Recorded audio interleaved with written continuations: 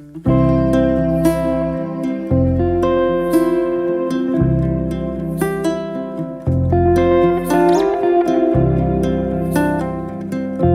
tout le monde, c'est Ophélie. Aujourd'hui on se retrouve dans une nouvelle vidéo où je vais vous donner mon avis sur la BD Le Peuple Loup qui est écrit par Sam Satin et c'est d'après le film de Toon Mort et Rose Sétoile et c'est publié chez les éditions Nobi Nobi.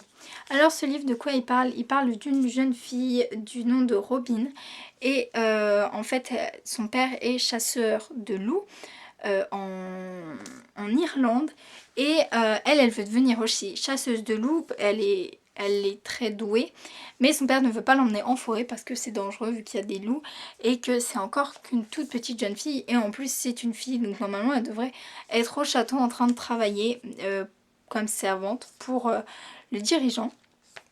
Et du coup en fait on voit cette fille assez téméraire qui veut pas se laisser faire, qui n'en a assez que son père se taise devant une injustice parce que le dirigeant lui fait dépêchez-vous, il faut tuer tous les loups puisqu'il faut raser la forêt pour faire de nouvelles constructions, sinon vous allez voir je vais vous renvoyer, vous êtes soldat et vous êtes envoyé à la guerre. Bref, elle en a un peu marre aussi elle qu'on lui dise reste à la maison, fais le ménage.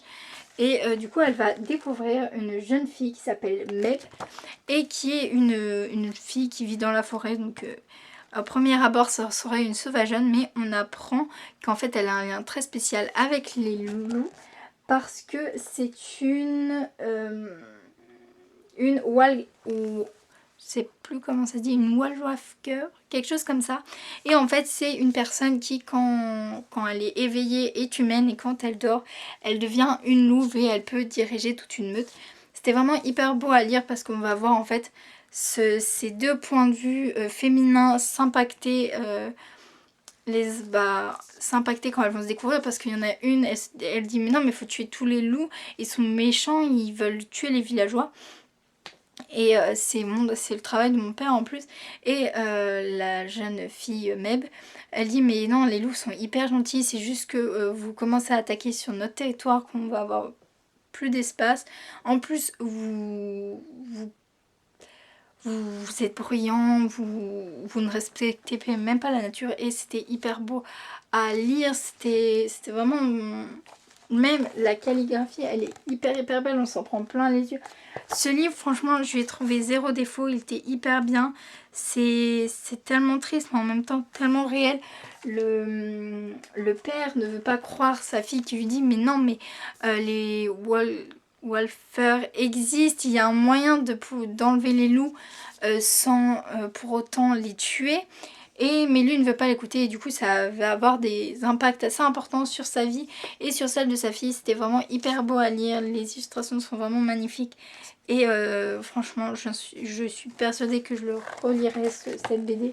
Juste d'une part pour le plaisir de regarder ces magnifiques illustrations, mais aussi pour l'histoire qui est vraiment hyper belle, qui est quand même assez proche de la nature, des animaux et du respect de tout ça et même de la cruauté de l'homme. C'était vraiment hyper bien. Voilà, je vous le recommande à 2000%. J'ai pas vu le dessin animé parce que je pense que c'est un dessin animé. Mais je pense que je vais le regarder parce qu'il est hyper bien ce livre. Franchement, on peut avoir des côtés très verts avec la nature et tout. Mais en même temps, on peut avoir aussi des choses assez... avec des couleurs assez rouges qui montrent en fait tout simplement la colère, ou alors un moment entre la guerre finale où il y a beaucoup de rouge, mais c'était vraiment hyper bien et je vous le recommande à 200%. Il est beau, l'histoire est hyper bien et ce que j'ai aussi beaucoup aimé et que je vais essayer de vous montrer, c'est qu'au début en fait, alors les premières pages, je vais enlever la couverture protectrice comme ça, vous verrez, ça sera plus facile pour moi de vous montrer. Donc en fait, les premières pages, donc tout d'abord là on a une petite phrase. Ensuite on a des pages comme ça, donc déjà ça, le papier, la couleur du papier fait assez calligraphie assez ancienne. Et ensuite on a une petite légende racontée sur l'histoire des Wallwafers. Je pense que ça se dit comme, je pense que je le prononce très mal. Et du coup sur le dominant qui arrive, qui s'appelle Messire Protecteur. Et après du coup on commence avec des pages de BD. J'ai beaucoup aimé ce côté où on commence comme un conte très ancien, très mystique, et qu'après on arrive avec de la BD. C'était vraiment hyper bien, j'ai adoré. Franchement ce livre, je le recommande à 1000% et c'est un gros coup de cœur. Il était hyper bien. Juste en plus le rapprochement avec les loups, si vous aimez les loups, vous aimez des histoires avec des loups, mais franchement ce livre est vraiment trop bien. Même les détails au niveau des coins de page, ils sont vraiment hyper beaux. Le livre a été hyper bien fait, je vous le recommande à 200%.